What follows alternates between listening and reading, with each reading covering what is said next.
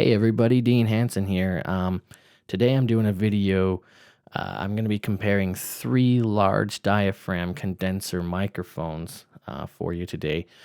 They're kind of random microphones, and it's just because those are the three that I own. And I'm doing this test almost more for myself to find the microphone that I find best represents my voice for future podcasting purposes and maybe videos for YouTube as well. Right now I'm using the Technica 3035. It's been my go-to mic for several years. It's the best mic I own, sadly, but it is the best mic I own. It's a $350 microphone. It is discontinued now. But it's been a really good mic that I feel captures my voice.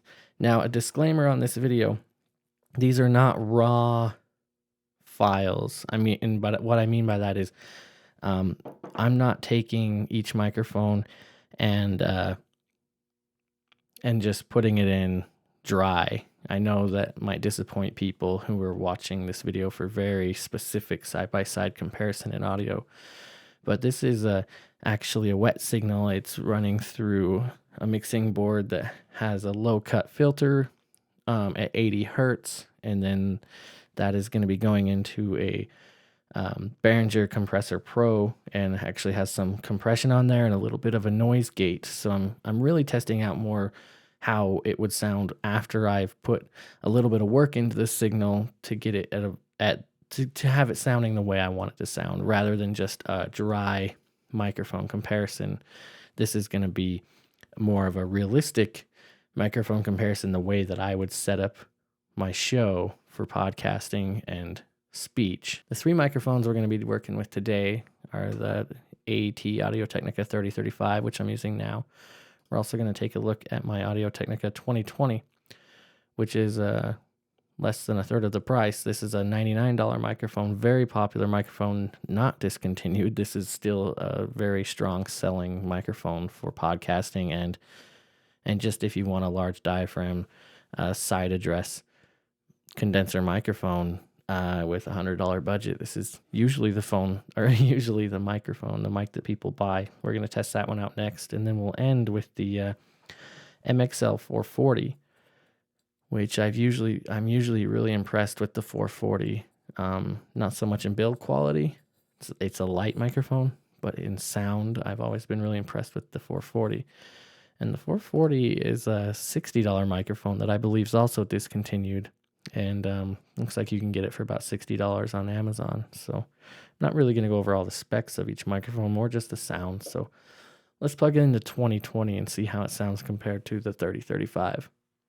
All right, so this is the 2020, and again, all these tests have been done with a low-cut filter at 80 hertz, and we're running through a compressor. Audio levels are very, very similar to the 3035. I believe I'm turned up about the same as I was on the 3035. And honestly, the 2020 has a really rich, pretty decent sound for a $100 microphone. The build quality is going to be very similar to the 3035. It is a little thinner, so this filter actually fits over the top of it better than the 3035.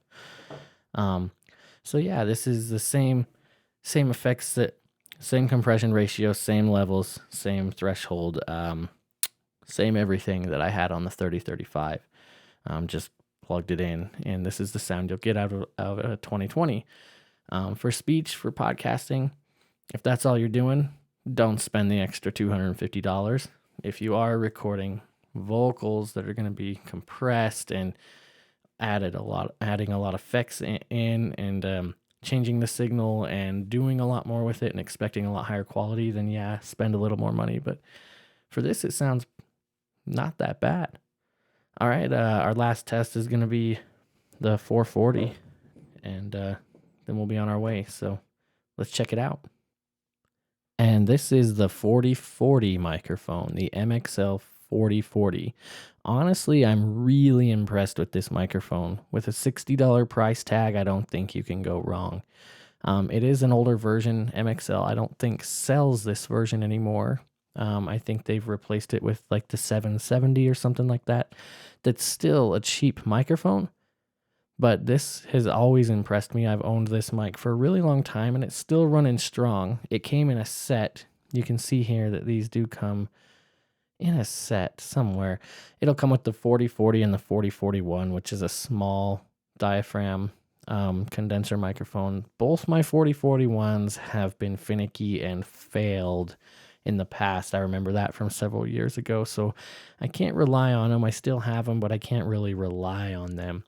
It's a pretty bassy microphone. You can kind of hear it's just a full sound microphone.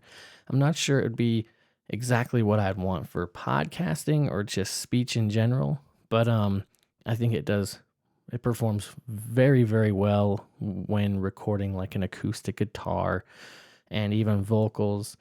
If you don't want, the vocals might get muddied up a little bit in the song, so you'll have to use some mixing and some EQ to cut through the mix. Whereas with the 2020, you don't really have to EQ much to get a 2020 to cut through the mix.